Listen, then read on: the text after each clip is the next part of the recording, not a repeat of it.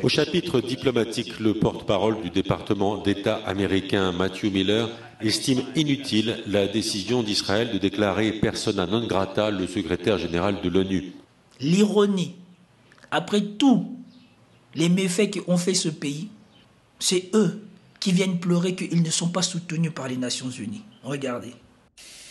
L'Iran, le pays le plus contesté, le pays dont on dit qu'il est en faiblesse, le pays dont on dit que c'est le problème au Moyen-Orient, est aujourd'hui le premier pays qui a redonné de l'espoir à l'humanité face à l'hégémonie occidentale, qui a mis fin au narratif de Israël invulnérable, Israël intouchable, et qui a redonné au peuple musulman, et en particulier aux peuples arabes, un peu de fierté, comme on peut le voir dans cette vidéo.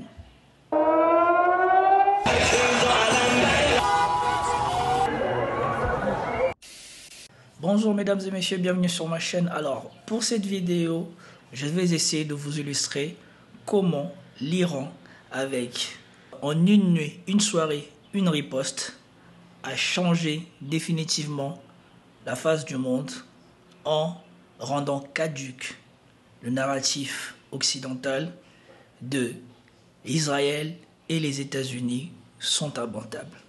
Sans plus tarder, commentez, likez, partagez pour me soutenir et soutenir la chaîne. Et nous passons aux vidéos. Alors, je vais commencer par cette vidéo des Nations Unies, parce que nous avons tous été horrifiés, impuissants. Nous tous, qui n'adhérons pas au narratif occidental, étions dans le désespoir et dans l'impuissance, parce que personne n'arrivait à attendre raison à Israël. Il n'y a plus rien, c'est un territoire qui est complètement détruit, ravagé, où il n'y a plus aucune infrastructure qui fonctionne, il n'y a pratiquement plus aucune infrastructure sanitaire, médicale. Tous les hôpitaux qui étaient des hôpitaux un peu importants ont été obligés d'arrêter parce qu'ils n'ont plus de quoi fonctionner. Il n'y a plus d'électricité, il n'y a pas de gasoil pour faire fonctionner les appareils. Ils ont été en grande partie détruits. Les ordures qui ne peuvent pas être ramassées, d'où les épidémies dont on parle. Et là, on parle de l'apparition de la polio, et donc il faut mettre en place tout un système de vaccination pour éviter que la polio n'atteigne tous les ressortissants de la bande de Gaza, avec une aide humanitaire qui rentre vraiment au compte-gouttes, mais dans des proportions ridicules par rapport aux besoins, problème de l'eau qui ne peut pas être traitée, et avec une population qui est, c'est l'image qui me vient qui est terrible, d'un troupeau, c'est-à-dire qu'on met un troupeau à un endroit, et puis on lui dit le lendemain, il faut partir ailleurs. Pour aller où? On n'en sait rien, mais pour soi-disant éviter les bombardements. Donc les gens, dans la panique, se déplacent. Et puis 2 heures après, on va leur dire « Mais non, il faut aller là-bas ». On est face à un désastre absolu où les populations civiles sont vraiment traitées, passez-moi l'expression, mais comme du bétail. C'est-à-dire qu'on les trimballe d'un endroit à un autre, mais sans leur offrir pour autant une certaine sécurité. Il n'y a plus aucun endroit à Gaza qui est sûr. Il n'y a plus aucune zone qui peut permettre d'être des zones de refuge. Même les fameuses zones humanitaires mises en place par Israël ne correspondent plus à la réalité.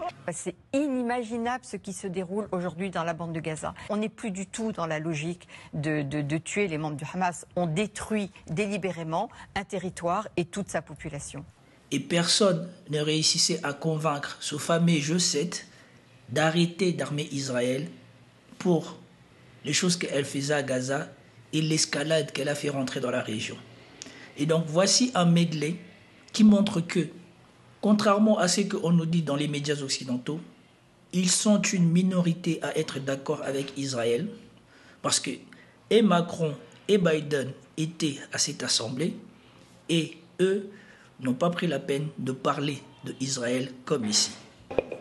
The violence the Palestinian people are being subjected to is a grim continuation of more than half a century of apartheid that has been perpetrated against Palestinians.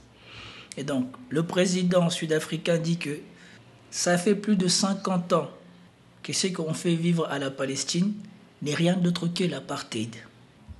By Israel. We South Africans know what apartheid looks like. We lived through apartheid. We suffered and died under apartheid.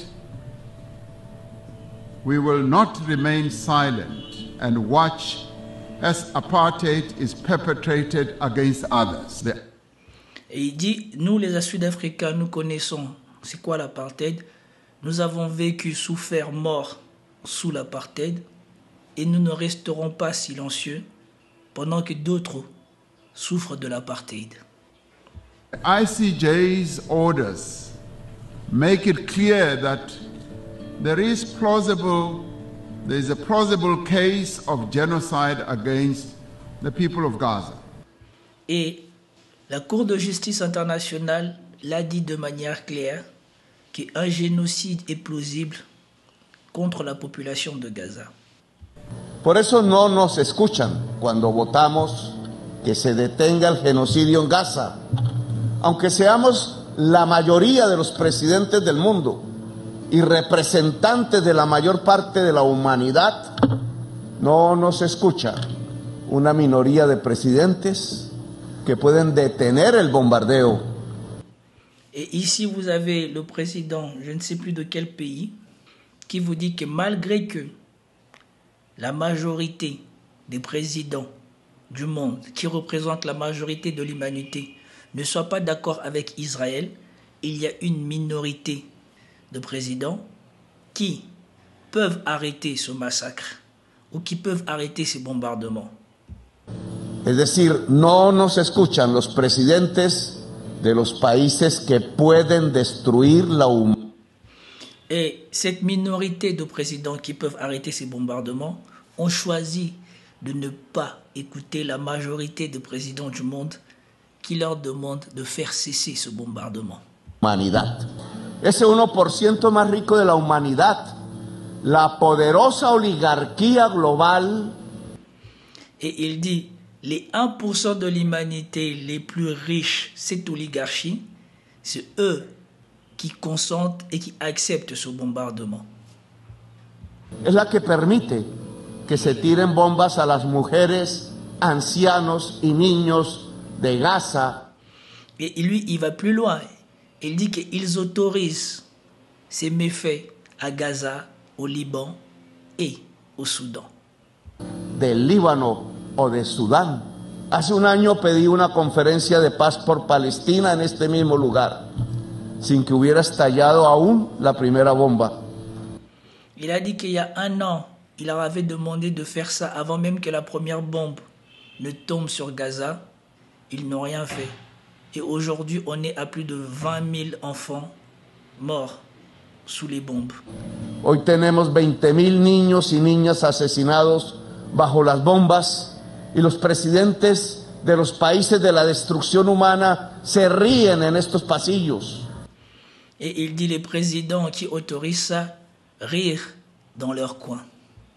Senegal is deeply concerned by the tragic situation playing out in Palestine. Entire generations have grown up in Palestine in the shadow of oppression. They are deprived of their fundamental right to a viable state. Et ici, vous avez le président du Sénégal qui dit qu'ils ne sont pas d'accord avec ce qui se passe à Gaza et qu'il y a toute une génération de personnes qui ont grandi à Gaza dans une violation de leurs droits fondamentaux. This war spares no woman, no child. It does not spare vital infrastructure and is an open wound on the international conscience. Freedom is an inalienable right and a natural entitlement. Ici, vous avez le président du Nigeria qui vient aussi dénoncer la même chose. That cannot be denied to any people, the Palestinian people. Ou le représentant du Nigeria, parce que je crois que le président du Nigeria, c'est pas tout à fait lui. Deserve their independence. They deserve to have a home of their own and territories already recognized by this very assembly and by international law, which is being routinely ignored. La comunidad internacional es acusada de Le président du Chili qui vient dénoncer la même doble chose. estándar frente a las violaciones de los derechos humanos que ocurren en una u otra parte del mundo. Se condena lo que hace el adversario, pero cuando es un supuesto amigo o alguien del mismo color político el que vulnera la Carta de la ONU, se mira hacia el lado o campea la ambigüedad.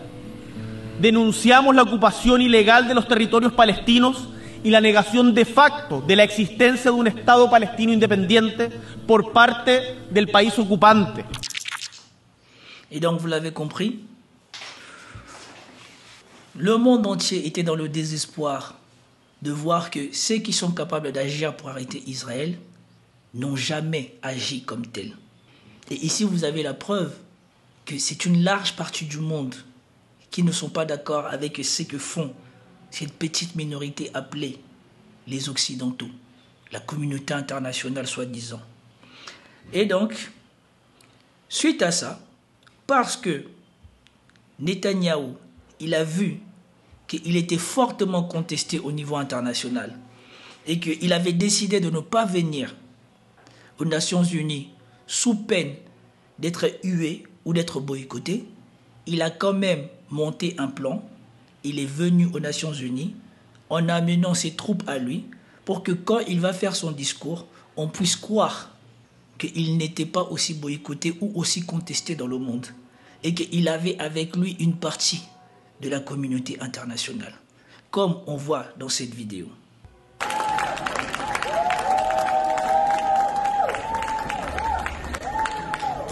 Le Premier ministre israélien Benjamin Netanyahou a été boycotté ce vendredi par une partie des diplomates qui ont quitté l'Assemblée générale de l'ONU à New York quand il est arrivé.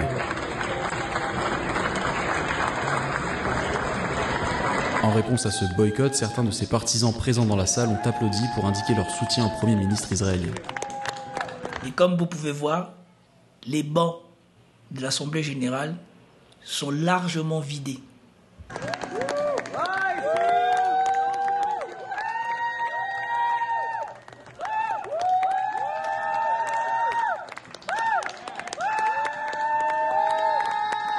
De son côté, Netanyahou s'est adressé à l'Iran dans son discours en indiquant que si le pays frappait Israël, Israël frapperait en retour. Concernant la Palestine, il a déclaré que le Hamas devait quitter la bande de Gaza. Voilà. Et je vous rappelle que quand il est arrivé là, avant qu'il ne prenne l'avion, il était soi-disant en négociation avec les Français et les Américains pour soi-disant signer un cessez-le-feu au Liban. Quand il arrive, il dit qu'il ne signe pas le cessez-le-feu. Le Premier ministre d'Israël Il vient faire son discours en menaçant l'Iran et quelque temps après, on attend qu'il a fait exécuter Nasrallah comme vous le voyez. Une succession d'explosions. Et dans le ciel de la banlieue sud de Beyrouth, des immenses panaches de fumée rougeâtre. Pendant quelques secondes, le silence. La ville est comme hébétée avant de céder à la panique. Les avions israéliens viennent de frapper ce quartier chiite de la capitale libanaise. 10 bombes en moins de 3 minutes. 6 immeubles ont été totalement soufflés. Je suis monté sur le toit. Il y a eu un massacre juste là. Une pluie de bombes a frappé cet endroit. Je ne sais pas quoi faire. Aidez-nous. La chaîne de télévision du Hezbollah filme les secours et l'armée qui, dans la nuit, avec des lampes de poche, tentent de retrouver des survivants. Selon un premier bilan des autorités libanaises, il y aurait au moins 2 morts et plusieurs dizaines de blessés. Nos journalistes viennent d'arriver sur place. Ils ne peuvent pas aller plus loin. C'est difficile pour l'instant de savoir l'ampleur des dégâts. Israël revendique ses frappes, dit avoir visé le centre de commandement du Hezbollah et plus spécifiquement le chef insaisissable de la milice chiite, Hassan Nasrallah, qui selon l'État hébreu s'y cachait. Cet endroit servait d'épicentre au terrorisme du Hezbollah. Ce quartier général était volontairement bâti sur des immeubles résidentiels au sud de Beyrouth. Et là, eux tous, la communauté internationale, ou en tout cas ceux qui sont avec lui, ceux qui faisaient semblant de négocier avec lui, on a tous vu qu'ils étaient d'accord avec lui. On a tous vu qu'ils étaient d'accord avec ce qu'il faisait. Tout à fait à cela, si on fait la somme des déclarations de Joe Biden immédiatement reprises par les porte-paroles du département d'État, après qu'il soit passé au travers d'un filtre diplomatique qu'évoquaient à l'instant vos invités. On peut retenir des déclarations du président américain que, selon lui, Hassan Nasrallah a eu ce qu'il méritait, dans le fond. Et donc, converti en termes diplomatiques, on peut effectivement dire que l'administration américaine salue l'action israélienne en cours.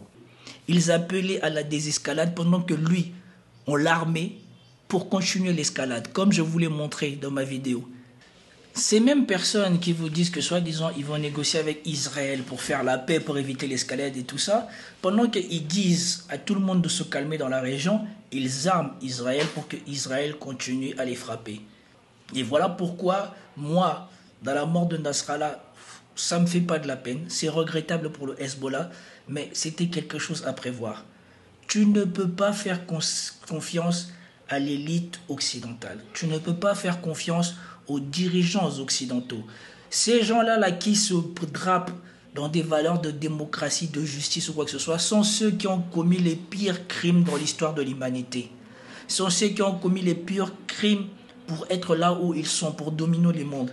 Et ils n'ont pas dominé le monde pour partager avec le monde, ils ont dominé le monde dans leur seul intérêt propre. Et maintenant qu'ils sont prêts ou proches de la fin, ou est-ce qu'ils sont en train de perdre leur hégémonie, vous pensez qu'ils vont être plus tendres qu'ils n'étaient avant? Et donc Nasrallah et tous ceux qui se sont fait avoir dans le Moyen-Orient se sont fait avoir parce qu'ils ont oublié ce qu'étaient les Occidentaux. Les faits étaient là. Pendant que Blinken et Biden et Macron viennent vous dire qu'il faut vous calmer, et surtout maintenant, vous revoyez différemment le discours de Macron. Le discours de Macron, qu'est-ce qu'il disait aux Libanais? Il vous faut un président. Quelqu'un avec qui on peut discuter. Enfin, plus que jamais, il vous faut dans cet instant un président pour assumer la conduite du pays face aux menaces qui pèsent sur vous. Il faut préserver les Libanais. En sous-main, on peut comprendre. Vous pouvez vous débarrasser du Hezbollah. Aujourd'hui, j'ai eu l'occasion d'échanger avec vos dirigeants, avec aussi les acteurs déterminants de la crise d'Israël à l'Iran. Je leur ai dit que le Liban devait être préservé et la guerre évitée. Et il appartient à vos responsables politiques aussi d'agir en ce sens, et c'est ce que je leur ai dit. Et probablement que si Nasrallah a été atteint avec certitude comme il a été atteint, c'est que probablement les élites mondialistes libanais, ils y sont pour quelque chose. Ça, c'est ma conviction. Et donc vous voyez ici où Israël affirme que les États-Unis vont lui accorder 8,7 milliards de dollars d'aide militaire. Ça, c'était le 26 septembre. Pendant que, soi-disant, on négociait le cessez-le-feu pour qu'il arrête de faire ça, en même temps, on disait aux autres de ne pas rentrer dans l'escalade et on lui donnait 8 milliards et des armes pour continuer l'escalade. Il fait exécuter Nasrallah dans des conditions odieuses. Ils ont rasé 6 immeubles, tué je ne sais pas combien d'innocents. Et les Israéliens, quand on rassemble l'affaire des beepers plus l'exécution de Nasrallah, eux, ils étaient contents. Ils se sentaient en superpuissance. Ils se sentaient invulnérables. Ils continuaient leur propagande autour de leur dôme de fer, soi-disant ce dôme de fer qui était inviolable. Et voilà comment tous les partisans d'Israël ont fêté l'exécution de Nasrallah.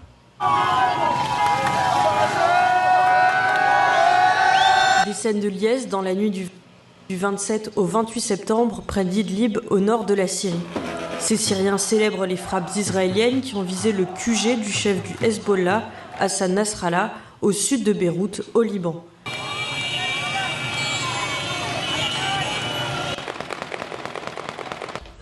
Des scènes de joie ont aussi été filmées ailleurs à l'annonce des frappes visant le QG de Nasrallah. Sur les réseaux sociaux, cette vidéo tournée en boîte de nuit à Tel Aviv en Israël montre des personnes en train de chanter. Et donc, vous avez compris, nous tous, le reste du monde, nous assistions impuissants à ce spectacle, à cette supercherie, à cette machination mise en place par les États-Unis qui consiste à dire aux gens de ne pas rentrer dans l'escalade. En ce qui concerne le Liban, les États-Unis n'étaient pas au courant ni impliqués dans ces incidents et nous continuons à rassembler des informations et des faits, de manière générale. Donc, l'enquête préliminaire de l'ONU qui détermine que c'est Israël qui a fait ça, c'est pas suffisant. Il faut que vous fassiez votre enquête. Comme si, quand vous allez faire votre enquête, vous allez condamner Israël. Nous avons été très clairs et nous restons très clairs sur l'importance que toutes les parties évitent toute action qui pourrait aggraver le conflit que nous essayons de résoudre à Gaza et de voir cela se propager à d'autres fronts. Pendant qu'ils arment Israël pour affaiblir les autres et continuer à massacrer les autres. Mais, comme on dit, toutes les bonnes choses ont une fin et la supercherie a été dévoilée.